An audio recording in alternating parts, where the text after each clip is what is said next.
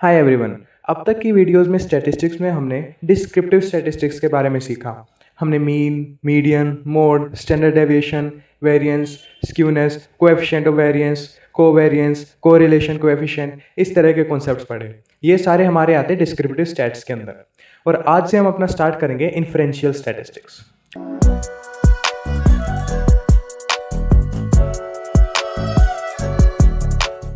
तो सबसे पहले हम यहाँ पे डिफरेंस सीखते हैं कि डिस्क्रिप्टिव स्टैट्स में और इन्फ्रेंशियल स्टैट्स में डिफरेंस क्या होता है।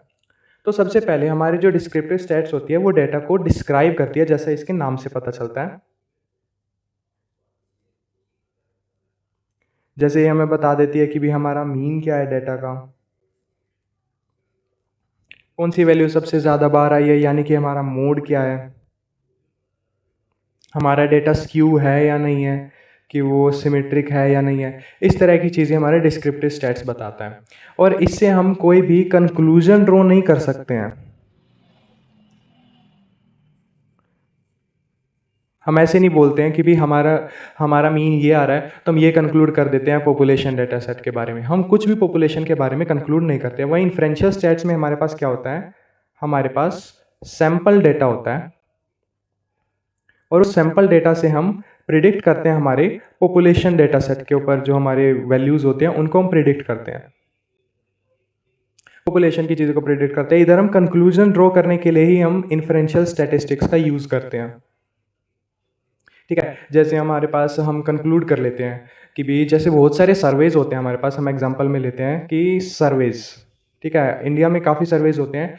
तो सारे सर्वेज ऐसे नहीं होते हैं कि वो बहुत सारे लोगों को बुलाकर और फिर उन सारी वैल्यूज़ का हो। कई बार ऐसा होता है कि हम एक सैंपल डेटा इकट्ठा करते हैं, सैंपल बनाते हैं लोगों का, और उसके ऊपर हम जो है बातें करते हैं, उनसे क्वेश्चंस पूछते हैं, उनका रिस्पॉन्स कलेक्ट करते हैं और फिर हम उससे पॉपुलेशन को प्रिडिक्ट कर लेते हैं। लेकिन डिस्क्रिप्टिव स्टैट्स में ऐसा कुछ नहीं होता। हम कोई कंक्लूजन ड्रॉ नहीं करते हैं, हम सिर्फ उसको डिस्क्राइब करते हैं, जैसा कि इसके नाम से भी क्लियर होता है। इन्फ्रेंशियल स्टैटिस्टिक्स से हम इन्फ्रेंसेस लेते हैं, कंक्लूजन्स लेते हैं, ये हमारे इसके नाम से क्लियर होता है। तो आज की वीडियो में हम इन्फ्रेंशियल स्टैटिस्टिक्स को अच्छे से पढ़ने वाले हैं। तो इन्फ्रेंशियल स्टैटिस्टिक्स में सबसे पहले हमें पता होना ज़रूरी है कि डिस्ट्रीब्यूशंस क्या होती हैं। डिस्ट्रीब्यूशंस हम बोल देते हैं कि जैसे हमारे पास कोई भी क्लास में हमने टेस्ट कंडक्ट किया, हमने 10 मार्क्स का टेस्ट कंडक्ट किया कि 10 मार्क्स, ठीक है, और क्लास में कुछ बच्चे थे। हमने एक इस तरह से डिस्ट्रीब्यूशन बनाई कि एक 1 मार्क्स आया है इतने बच्चों का, x बच्चों का, ठीक है, 0 मार्क्स आए हैं हमारे इतने बच्चों के, y बच्चों के। इस तरह से हमने एक टेबल बनाई और 10 में से 10 मार्क्स आए हैं हमारे z बच्चों के, ठीक है। हमने इस तरह से टेबल बनाई तो ये हमारी डिस्ट्रीब्यूशन बताती है कि ये डाटा किस तरह से डिस्ट्रीब्यूटेड है, कि हमारा जो है 0 मार्क्स वाले कितने बच्चे हैं, 1 मार्क्स वाला कितना बच्चा है। इस तरह से हमें डिस्ट्रीब्यूशन बता देता है डेटा की। इसको हम फ्रीक्वेंसी डिस्ट्रीब्यूशन भी बोलते हैं।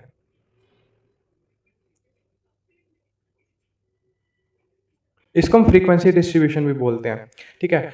और हमें जो डिस्ट्रीब्यूशन पढ़नी है हमारे कोर्स में, जो हमें स्टैटिस्टिक्स में हमें सबसे ज़्यादा जिसकी ज़रूरत पड़ती है, वो होता है इस तरह से, उसको प्रोबेबिलिटी डिस्ट्रीब्यूशन बोलते हैं।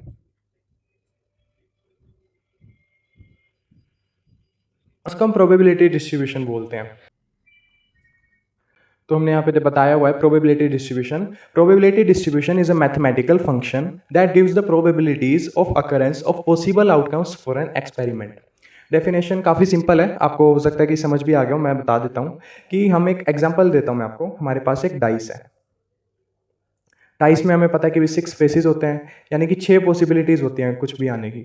या तो उसमें 1 आएगा, या फिर हमारा जो है 2 आएगा, 3 आ सकता है, 4 आ सकता है, 5 आ सकता है, 6 आ सकता है। 1 के आने की हमारे पास जो वो होती है प्रोबेबिलिटी क्या होती है, 1/6, क्योंकि 1 फेस है और 6 टोटल है तो 1/6। 2 की भी 1/6, 3 की भी 1/6। तो इस तरह से हमारे जो सभी फेसेस होते हैं उनकी प्रोबेबिलिटी आने की 1/6 होती है। तो इस तरह से हम अगर कोई टेबल बना दें या लिख दें उसको 1, 2 इस तरह से 6 तक, तो उसकी प्रोबेबिलिटी होगी 1/6। और एवरीथिंग एल्स, क्योंकि और कुछ आने की प्रोबेबिलिटी नहीं है, एवरीथिंग एल्स की प्रोबेबिलिटी हमारी 0 होगी। इस तरह से अगर हम कुछ डिस्क्राइब वगैरह कर देते हैं तो उसको हम बोल देते हैं कि ये हमारी प्रोबेबिलिटी डिस्ट्रीब्यूशन है। फर्क समझ रहे हो? फ्रीक्वेंसी डिस्ट्रीब्यूशन में हमने फ्रीक्वेंसी बताई कि क्या कितनी बार आया है, कितने बच्चों के मार्क्स आए हैं 1, कितने बच्चों के आए हैं, इस तरह से। लेकिन प्रोबेबिलिटी डिस्ट्रीब्यूशन में ऐसा नहीं होता है, उसमें हम प्रोबेबिलिटीज में डील करते हैं। प्रोबेबिलिटी डिस्ट्रीब्यूशन का हम कर्व भी बना देते हैं, जैसे मैं बना के दिखाता हूँ कि जैसे इसी का अगर हम एग्जांपल ले लें, मैं यहाँ पर सिंपल लाइंस ड्रॉ कर रहा हूँ, लेकिन असलियत में ये जो है बार्स हो सकते हैं। यहाँ पे हमारे 1 आ सकता है, 2 आ सकता है, 3 आ सकता है, 4 आ सकता है, 5 आ सकता है, 6 आ सकता है, और ये सारी की प्रोबेबिलिटी हमारी है 1/6। तो इस तरह से हम कर्व भी बना देते हैं, ग्राफ बना देते हैं। इसको हम प्रोबेबिलिटी डिस्ट्रीब्यूशन ग्राफ बोलते हैं। तो ये हमारी प्रोबेबिलिटी डिस्ट्रीब्यूशन होती है जो हमें प्रोबेबिलिटी बताती है। ये हमारी है डिस्क्रीट। डिस्क्रीट का मतलब मैंने पिछली वीडियोस में भी बताया हुआ है, डेटा दो तरह का होता है, डिस्क्रीट और कंटिन्यूअस। तो डिस्क्रीट डेटा को जो डिस्क्राइब करता है वो होती है डिस्क्रीट डिस्ट्रीब्यूशंस, तो होती हैं डिस्क्रीट डिस्ट्रीब्यूशंस। लेकिन हमें जो हमारे कोर्स में पढ़नी है सबसे ज़्यादा इंपॉर्टेंट जो हमारे लिए होती है वो होती है हमारी नॉर्मल डिस्ट्रीब्यूशन। और नॉर्मल डिस्ट्रीब्यूशन एक कंटिन्यूअस डिस्ट्रीब्यूशन है। डिस्क्रीट में हमारे पास डिस्क्रीट वैल्यूज होती हैं कि 1 आएगा, 2 आएगा, 3 आएगा, इस तरह से। लेकिन वेट हमारा कंटिन्यूअस होता है। किसी का 50.5 kg हो सकता है, तो वहीं किसी का वेट 51.2 kg हो सकता है। तो ये कंटिन्यूअस वैल्यूज़ हैं, इनका कोई डिस्क्रीट नहीं है ये कि भी एक ही इंटीजर ही आ रहा है।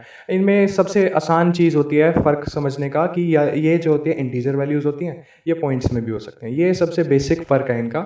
लेकिन अगर समझा जाए इनको तो ये कंटिन्यूअस होती हैं, ठीक है। इनमें कुछ हम पक्का नहीं बता सकते कि 50.5 kg, इसको हम कितना बड़ा भी लिख लें, 50.5932 इस तरह से राउंड ऑफ करके हम इस तरह लिखते होते हैं। तो जो कंटिन्यूअस डिस्ट्रीब्यूशन है हमारी नॉर्मल डिस्ट्रीब्यूशन है।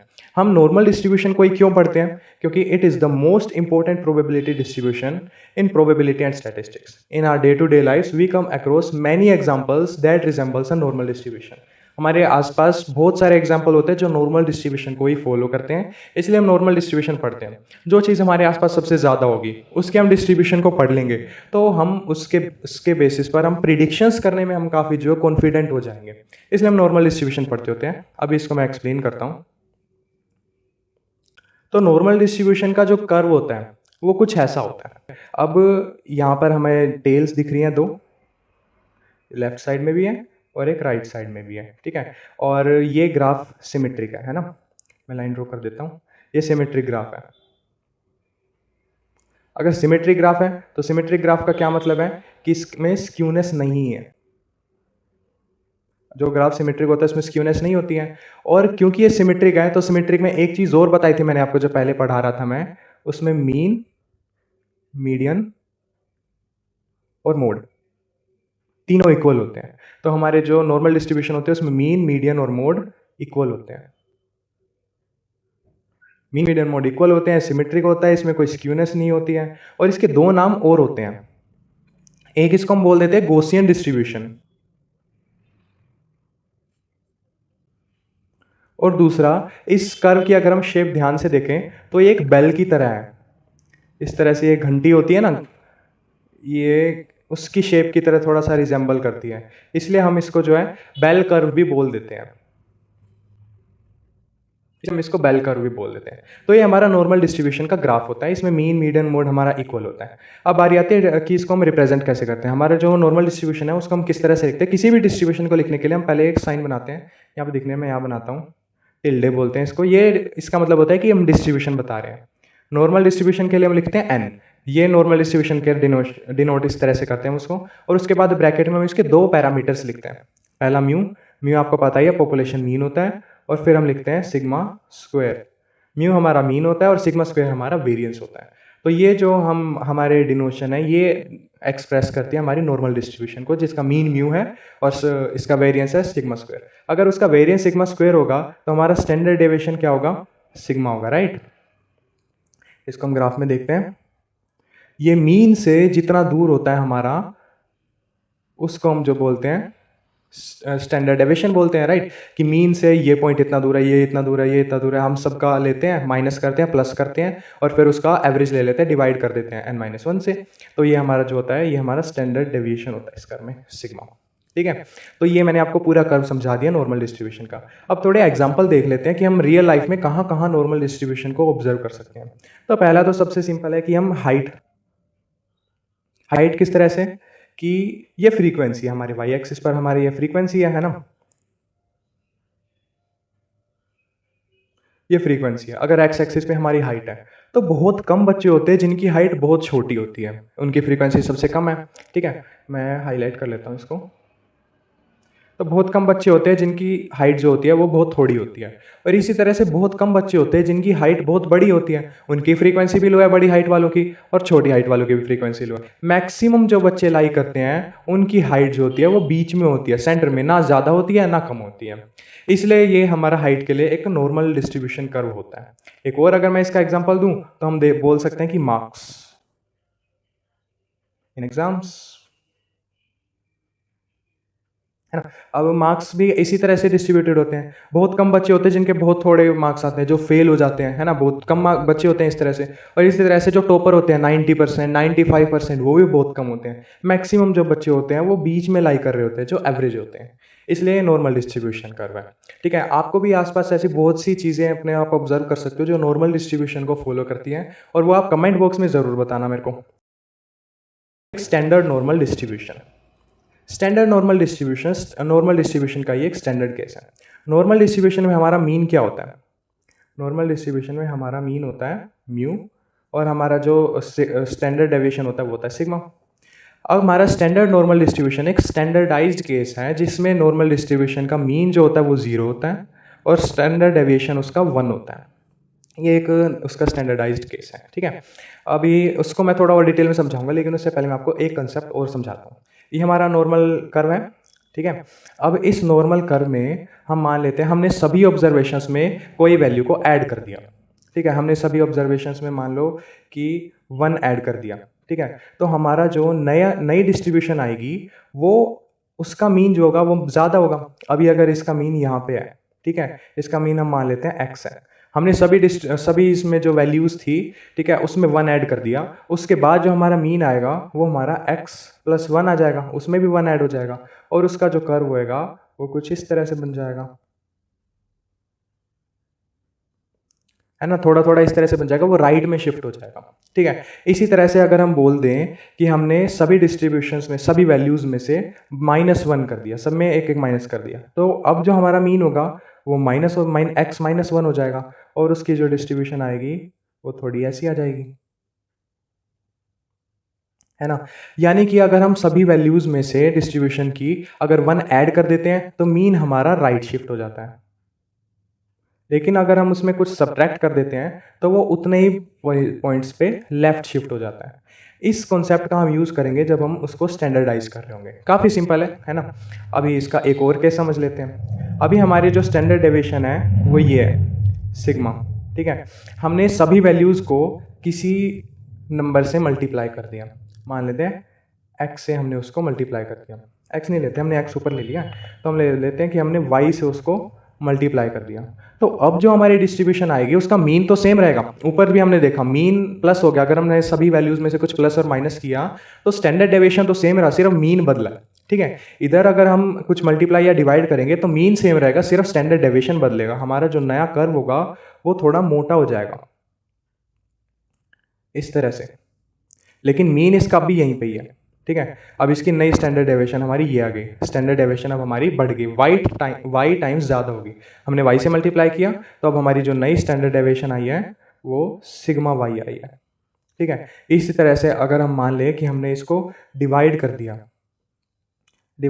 z से, अब भी हमारा मीन तो सेम रहेगा, लेकिन हमारा जो स्टैंडर्ड डेविएशन है वो छोटा हो जाएगा, और इसी वजह से हमारा ग्राफ इस तरह से पतला हो जाएगा। अब हमारी स्टैंडर्ड डेविएशन ये आएगी। नई स्टैंडर्ड डेविएशन हमारी क्या आई? Sigma divided by z। तो अब हम इस कॉन्सेप्ट का यूज़ करते हैं जब हमारी नॉर्मल डिस्ट्रीब्यूशन को स्टैंडर्डाइज्ड कर रहे होते हैं। हमारे पास नॉर्मल डिस्ट्रीब्यूशन में म्यू था, अब हमें उसको मीन को 0 बनाना है। मीन को 0 बनाना है तो हम सभी वैल्यूज़ में से म्यू को माइनस कर देंगे। ठीक है, हम सभी वैल्यूज़ में से म्यू को माइनस कर देंगे, हमारा मीन जो है वो 0 आ जाएगा। और इसी तरह से हमें स्टैंडर्ड डेविएशन को 1 लाना है, तो हम सभी वैल्यूज़ से स्टैंडर्ड डेविएशन को डिवाइड कर देंगे तो हमारा 1 आ जाएगा। कैसे करेंगे ये दिखाता हूँ। मैं लिखता हूँ कि हमने ऑब्जर्वेशंस हमने मान ली x थी, x में से म्यू को हमने माइनस किया और उसको डिवाइड कर दिया स्टैंडर्ड डेविएशन से। म्यू माइनस कर दिया, ठीक है, तो वो 0 पे शिफ्ट हो जाएगा। है ना। म्यू अगर हमने उसमें म्यू माइनस कर दिया तो हमारा ये सेंटर जो है वो 0 पे शिफ्ट हो जाएगा। और हमने अगर उसको सिग्मा से डिवाइड कर दिया, यानी स्टैंडर्ड डेविएशन से ही डिवाइड कर दिया, तो पहले स्टैंडर्ड डेविएशन कितनी थी, सिग्मा, हमने उसको डिवाइड किससे कर दिया, सिग्मा से, तो सिग्मा से सिग्मा कट गया। अब हमारी जो नई स्टैंडर्ड डेविएशन आएगी वो 1 आएगी। पहले मीन कितना था, म्यू, हमने माइनस क्या कर दिया उसमें, सब में से म्यू माइनस कर दिया, तो नया मीन हमारा क्या आएगा, 0। तो ये फॉर्मूला होता है हमारा किसी भी नॉर्मल डिस्ट्रीब्यूशन को स्टैंडर्डाइज्ड करने का, x minus mu by sigma. और इसको हम z स्कोर भी बोलते हैं। इसको हम आने वाली वीडियोस में थोड़ा डिटेल में समझेंगे। अभी हमारे लिए सिर्फ इतना ही काफ़ी है समझना कि स्टैंडर्ड नॉर्मल डिस्ट्रीब्यूशन क्या होती है और हम उसको स्टैंडर्डाइज किस तरह से करते हैं।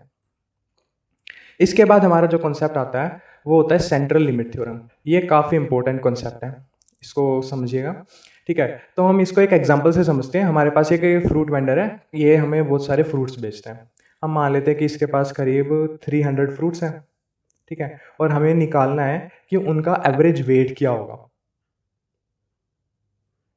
ठीक है, उनका हमें वेट निकालना है कि भी एवरेज वेट उसका क्या होगा।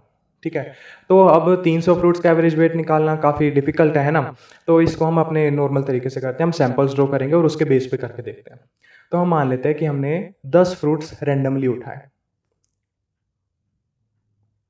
हमने रैंडमली उठाए। ठीक है, तो ये हमारा क्या हो गया, एक तरह से सैंपल हो गया। और वो हमारा 300 फ्रूट्स हमारे क्या थे, वो हमारी पॉपुलेशन थी। हमने 10 फ्रूट्स उठाए रैंडमली। अब हमने उन 10 फ्रूट्स का एवरेज वेट निकाल लिया।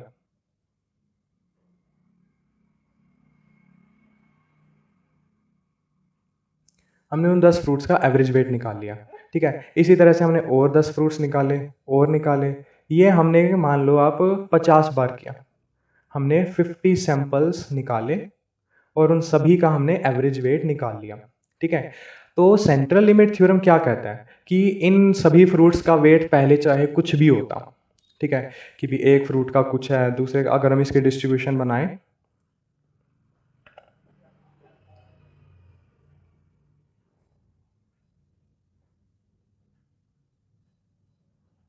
ठीक है, पहले चाहे इसकी डिस्ट्रीब्यूशन कुछ भी होती, भाई इस तरह से कुछ भी रैंडमली होता।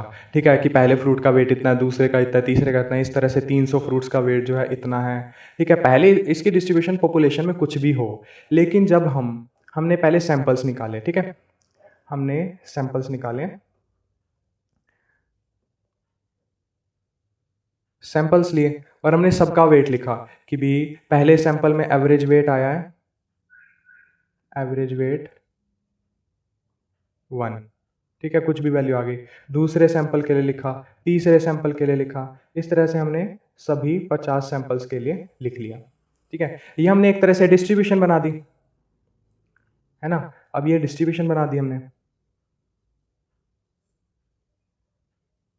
अब क्योंकि ये डिस्ट्रीब्यूशन सैंपल्स में से बनी है, इसलिए हम इसको सैंपलिंग डिस्ट्रीब्यूशन बोल सकते हैं, है ना।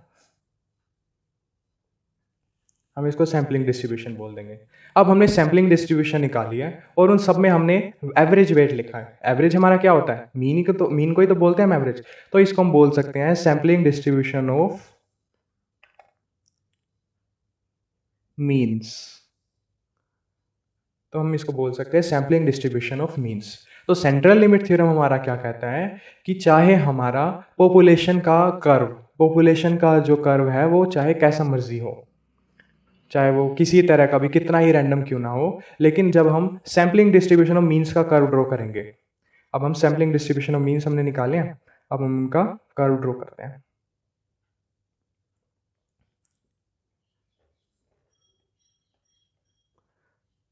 तो वो हमारा एक सुंदर सा नॉर्मल कर्व आता है सैम्पलिंग डिस्ट्रीब्यूशन ऑफ मीन्स का जब हम निकालते हैं।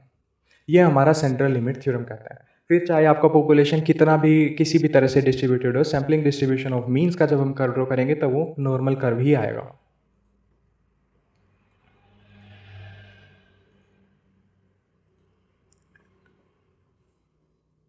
ठीक है, और जब हम इसको रिप्रेजेंट करते हैं तो इस नॉर्मल कर्व में जो मीन होता है वो तो हमारा म्यू होता है, लेकिन जो इसका वेरिएंस होता है वो sigma square divided by n होता है। सिग्मा स्क्वायर हमारा वेरिएंस है ना, एन हमने नंबर ऑफ सैंपल्स कितने लिए थे उसको बोलते हैं।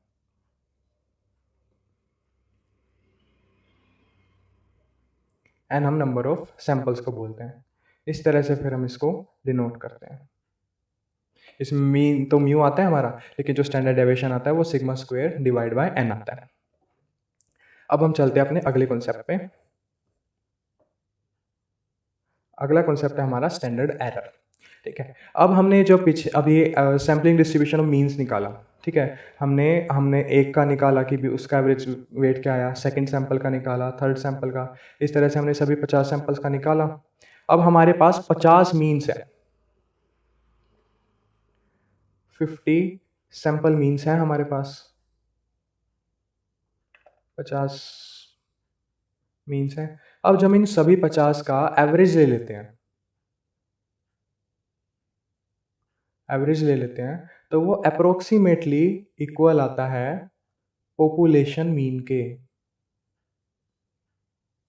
हमें फाइनली यही तो कैलकुलेट करना था ना। हमने सबसे पहले यही कहा था कि हमें उन सभी फ्रूट्स का एवरेज वेट निकालना है। हम सबका निकाल नहीं सकते थे, हमने 10-10 फ्रूट लिए, हमने 50 सैंपल लिए, हमने सबका एवरेज वेट निकाला, और उन 50 का जब हमने लास्ट में एवरेज ले लिया तो हमारे पॉपुलेशन मीन के लगभग बराबर आता है।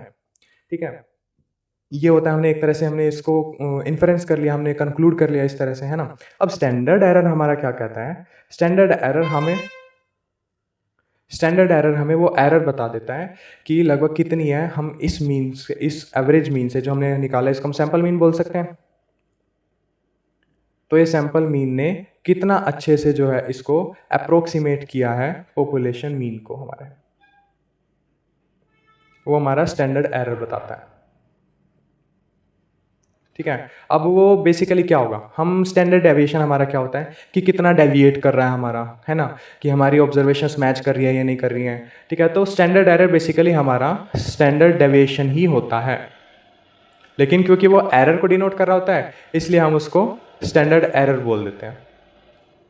अब हमारा जो हमने सेंट्रल लिमिट थ्योरम से निकाली थी वेरिएंस, वो हमारी वेरिएंस क्या थी, sigma square divided by n, और हमारा जो स्टैंडर्ड डेविएशन होता है वो वेरिएंस का अंडर रूट होता है, हमें पता है। तो sigma square divide by n का अंडर रूट अगर हम लेंगे तो हमारे पास फॉर्मूला आ जाता है सिग्मा बाय रूट एन, और ये होता है हमारा स्टैंडर्ड एरर। इसको हम हमारा स्टैंडर्ड एरर बोलते हैं। ठीक है, अब ये इस इनवर्सली प्रोपोर्शनल है 1/n के, रूट एन बोल लो, है ना, यानी कि जितने ज़्यादा सैंपल्स होंगे, एन अगर हमारा इंक्रीज करेगा तो स्टैंडर्ड एरर हमारा डिक्रीज करेगा, और हमें एरर डिक्रीज ही करना है, यानी कि हम जितने ज़्यादा सैंपल्स लेंगे, more samples leads to good prediction.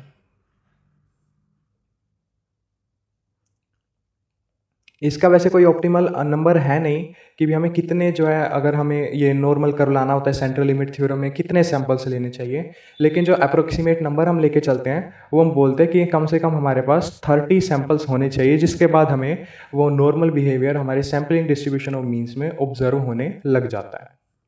अब चलते हैं हमारे नेक्स्ट टॉपिक पे, वो हमारी आज की वीडियो का लास्ट टॉपिक भी होगा, एस्टिमेटर्स एंड एस्टिमेट्स। नाम काफ़ी क्लियर है, एस्टिमेट यानी अंदाज़ा लगाना, है ना। एस्टिमेटर्स हमारे क्या होते हैं, जब हम कुछ एस्टिमेट करते हैं, मैं एग्जांपल से बताता हूँ, जैसे हमने अभी फ्रूट्स में सैंपल मीन निकाला था, है ना, और सैम्पलिंग डिस्ट्रीब्यूशन ऑफ मीन से, और उससे हम एस्टिमेट लगा रहे थे पॉपुलेशन मीन का। तो वो जो हमने वैल्यू सैंपल मीन से कैलकुलेट करी, वो तो हमारा होता है एस्टीमेट, कि हमने क्या एस्टीमेट किया। लेकिन जो हमने फॉर्मूला यूज़ किया, फॉर्मूला बोलो या प्रोसीजर बोल लो, उसको बोलते हैं हम एस्टीमेटर। काफ़ी सिंपल है, राइट। अब हमें हमें अगर अच्छा एस्टीमेट चाहिए तो उसके लिए हमारा एस्टीमेटर अच्छा होना बहुत ज़रूरी होता है। तो एस्टीमेटर्स कितना अच्छा है और कितना बुरा है, उसको मेज़र करने के लिए हमारे पास दो फैक्टर्स होते हैं। पहला होता है बायस। ठीक है, हमारा जो एस्टिमेटर है वो बायस्ड तब होगा अगर वो हमारी पॉपुलेशन वैल्यू को, जिसको हम प्रिडिक्ट कर रहे हैं, उसको या तो अंडर एस्टिमेट करे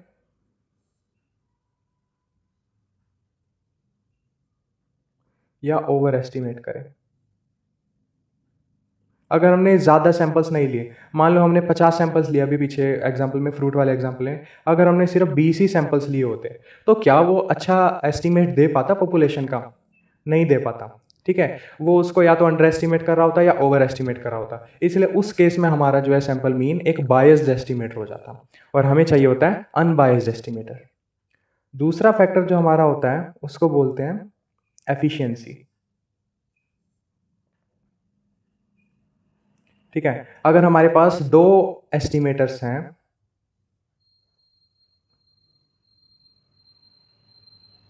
तो हम वो वाला प्रेफर करते हैं जिसकी एफिशिएंसी हाई होती है, अच्छी एफिशिएंसी होती है।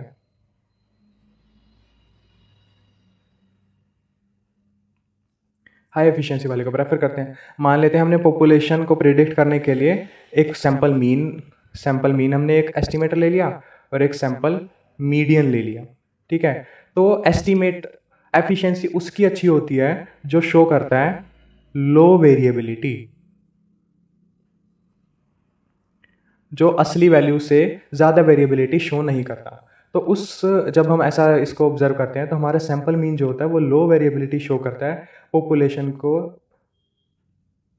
पॉपुलेशन मीन या कुछ प्रिडिक्ट करने में वो हमें लो वेरिएबिलिटी शो करता है। इसलिए हमारा जो एफिशिएंट होता है वो हमारा सैंपल मीन होता है। तो ये 2 एग्जांपल से मैंने आपको बता दिया कि एस्टिमेटर वो अच्छा होता है जो अनबायस्ड होता है और वो अच्छा होता है जो जिसकी एफिशिएंसी अच्छी होती है। ठीक है, अब हम लास्ट में 2 टाइप्स पढ़ लेते हैं एस्टिमेट्स के।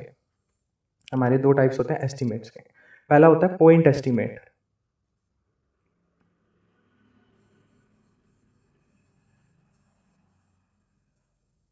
पॉइंट एस्टिमेट वो एक वैल्यू होती है जो हम एस्टिमेट कर लेते हैं। ठीक है, हमने जैसे आपके मार्क्स आए, हमने प्रिडिक्ट करा कि आपके जो मार्क्स आएंगे वो आएंगे 80%, तो एक पॉइंट एस्टिमेट है। दूसरा टाइप होता है कॉन्फिडेंस इंटरवल।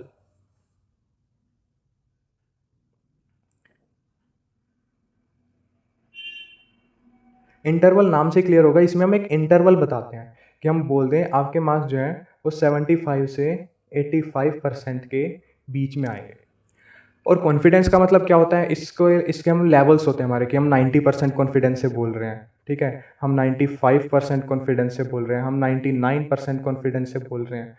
ठीक है, ये हम आने वाली वीडियोस में काफ़ी डिटेल में पढ़ने वाले हैं। फिलहाल के लिए हमें ये जानना सिर्फ काफ़ी है हमारे लिए कि पॉइंट एस्टिमेट क्या होता है और कॉन्फिडेंस इंटरवल क्या होता है। और जो पॉइंट एस्टिमेट होता है वो हमेशा सेंटर में लाई करता है कॉन्फिडेंस इंटरवल के। जैसे यहाँ पे भी 75 और 85 का सेंटर क्या है 80, तो पॉइंट एस्टिमेट हमेशा उसके सेंटर में लाई करता है। अब कौन सा अच्छा है, अगर हम बोल दें कि आपके 80% आएंगे और आपके 81% आ जाए तो यानी कि हमारी प्रिडिक्शन गलत हो गई। लेकिन अगर आपके 81% आ जाए, 75 से 85 के बीच में कुछ भी आ जाएंगे तो हमारी प्रिडिक्शन सही हो जाएगी।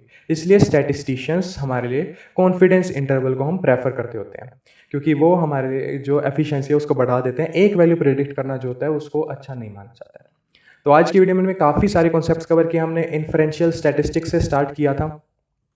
इन्फरेंशियल स्टैटिस्टिक्स हमने सबसे पहले पढ़ा था, उनका डिफरेंस पढ़ा था, फिर हमने डिस्ट्रीब्यूशन पढ़ा, probability distribution, normal distribution, standard normal distribution हमने कवर किया। उसके बाद हमने स्टैंडर्ड नॉर्मल डिस्ट्रीब्यूशन के कर्व्स को देखे, हमने उसको किस तरह एस्टिमेट करता है वो देखा, standard error, central limit theorem और एस्टिमेटर और एस्टिमेट्स हमने लास्ट में पढ़ा। आने वाली वीडियोज़ में हम कॉन्फिडेंस इंटरवल्स को काफ़ी ज़्यादा अच्छे से पढ़ने वाले हैं, क्योंकि वो इन्फरेंशियल स्टैटिस्टिक्स में नेक्स्ट टॉपिक होता है। उसके बेस पे हम बेसिकली प्रिडिक्शंस करना सीखेंगे कि हम सैंपल्स के बेसिस पर हम प्रिडिक्ट कैसे करते हैं पॉपुलेशन को, वो हमारा कॉन्फिडेंस इंटरवल हमें सिखाता है। तो आने वाली वीडियोस में हम वो करेंगे। स्टैटिस्टिक्स सीखने के लिए, डाटा साइंस सीखने के लिए हम काफ़ी सारे कंटेंट लाने वाले हैं, मशीन लर्निंग हम एल्गोरिथम्स भी लाएंगे। तो हम हमारे चैनल से जुड़े रहिए, सब्सक्राइब कर लीजिए, बेल आइकन प्रेस कर लो, लाइक कर दो और अपने फ्रेंड्स को ज़रूर शेयर करना ताकि उनकी भी हेल्प हो सके। और ये PDF आपको मिल जाएगी डिस्क्रिप्शन में। मैं ये जो नोट्स हैं आपको डिस्क्रिप्शन में लिंक प्रोवाइड कर दूंगा, आप वहाँ से डाउनलोड कर सकते हैं। Thank you.